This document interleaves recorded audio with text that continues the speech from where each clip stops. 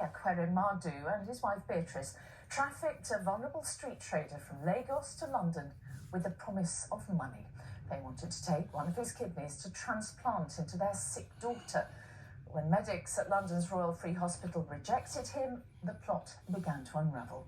Police praised the victim's bravery today in coming forward to help secure the convictions. All three defendants are facing a maximum life sentence under modern slavery laws. Ellie Pitt has more. When this 21-year-old man walked into a Surrey police station last year crying and in distress, it was the start of an investigation into an alleged plot to harvest his organ.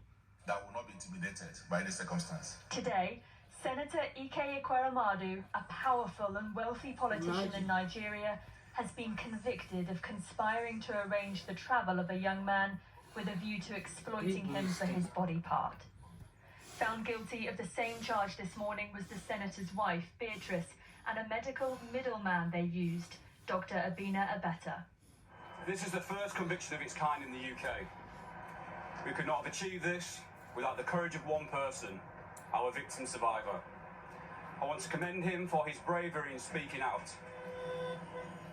The Old Bailey heard how the victim, a street trader from Lagos, was offered £7,000 to come to the UK and promised a new life here.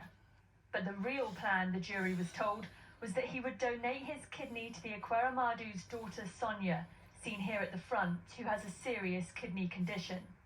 It's not illegal to donate a kidney, but it becomes criminal if there is a reward of money. They were pictured together before the proposed operation. He can't be identified for legal reasons. Today, Sonia Ekweremadu cried in court as she was cleared by the jury. The alleged plan hit problems when the Ekweremadus took the 21-year-old to start the transplant process. The court heard how the victim came to this London hospital and that he didn't understand why he'd been brought to the UK until he met a doctor here. That doctor said the young man was not an appropriate donor because he hadn't had any advice about the risks of surgery and didn't have the funds he'd need for lifelong care. So the operation was refused. The jury was told the Ekweremadus then continued the search for a donor, and this was when the victim was able to escape. Today, his lawyer in Nigeria explained how his client's life has been changed forever. Certainly, with these things, he can't go back to who he used to be. He can't come to Nigeria freely, obviously. He cannot walk the streets of Nigeria. The cheerful part of it is that he's excited that he was able to stand up for himself.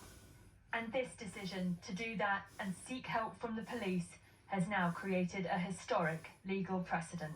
And that's because this is the first case where a conviction has been secured using the organ harvesting element of the Modern Slavery Act, a relatively new piece of legislation brought in 2015. But prosecutors have been criticised for the lack of convictions they've secured under it. Ekweremadu, Beatrice Ekweremadu and Abina Abeta will be sentenced on the 5th of May.